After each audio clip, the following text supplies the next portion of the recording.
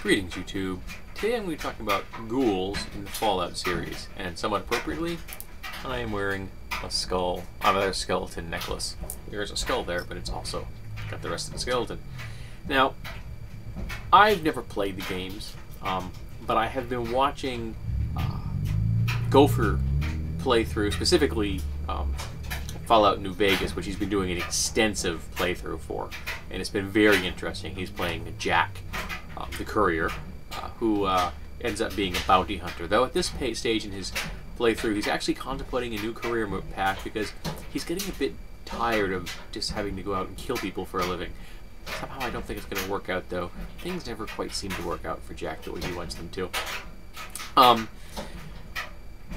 And the ghouls are interesting in the Fallout. Now, this is mostly based off of what I'm seeing in New Vegas, but I'm assuming the backstory is the same for the other games. I mean, will probably be the same for the future Fallout, which I believe is coming out sometime in the future.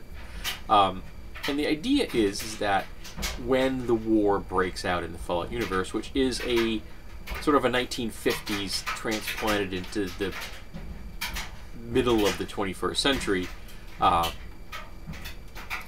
far as politics and social structures are concerned. The war breaks out, nuclear missiles rain down upon the planet, and the radiation kills and or mutates a whole lot of life. And it's a very loose setting. Obviously, since the 1950s, political structures and things are still present in the 21st century. You have to take... there's a whole lot of hand-wavium that goes on there. And, you know, the setting looks like the bombs dropped yesterday. Nothing's advanced, even though the war was very far in the past.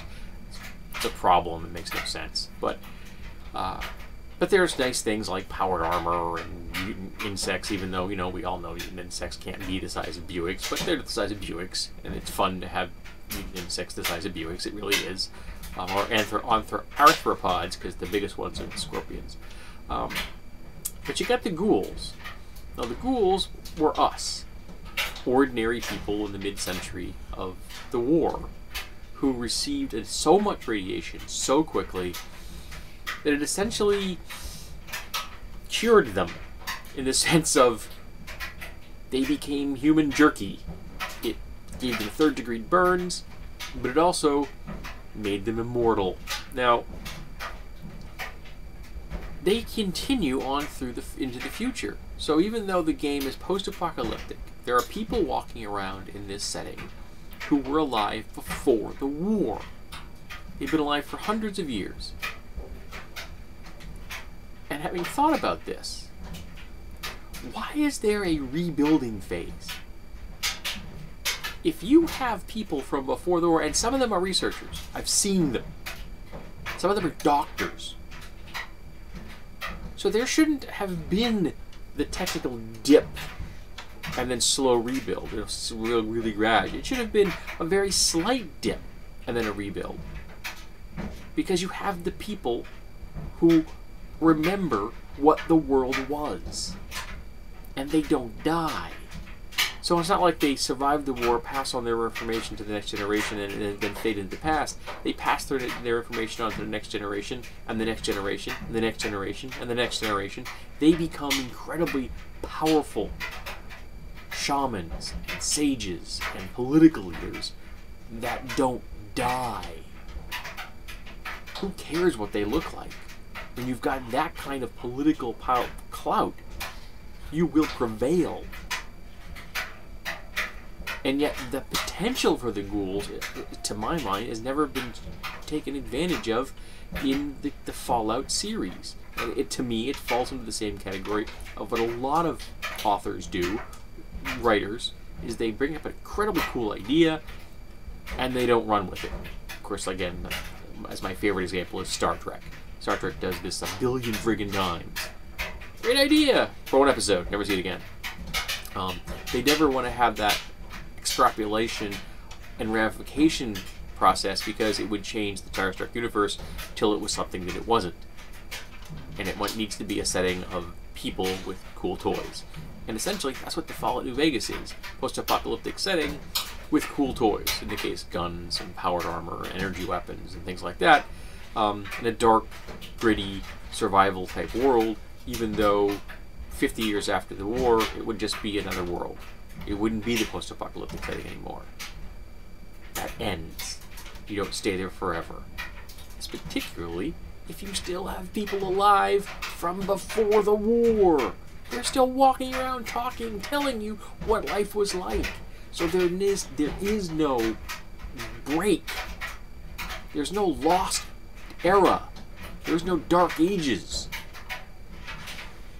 And I don't know why everyone just seems to be ignoring it. Maybe it's because they like the trope. Maybe like they want to buy into that trope. They want to play in that setting, and they're willing to, again, hand wavy them. Ignore all the things that get in the way of playing that trope. The trope trumps all, maybe. But it doesn't for me. The trope is either a help or hindrance. And if it's not helping and it's hindering, I don't see it as being useful. And if you have a wonderful concept like humans that don't die, they're immortal, I think you should use that. I think they should be the movers and the shakers, the people behind the scenes. You know, yes, it's a new world 50, 70 years after the war, but it's a new world with political power structures in a manner that we have never seen. It's more powerful than dynasties laid down by royalty, kings and queens and emperors. Just imagine if Caesar never died, Napoleon never died, Hitler never died, Gandhi never died. Imagine all these possibilities. George Washington, Lincoln. You think of anyone, the great chiefs in the plains. Okay? You think of any of these people, the emperors in China, in Japan, the Moguls of India, the Tartars, the Khans. Think about all these, the czars. If any of those people didn't die, what could they have done? And you've got that here. I don't think they take advantage of it. I think it's a missed opportunity. So, tell me, what do you think about the Ghouls and Fallout? Do you think I'm crazy? Do you think that there's potentially good storylines there? Do you think they should have taken advantage of it? Or do you think that tropes trump all? That adherence to the tropes is more important than any kind of reality vagary? Tell me what you think.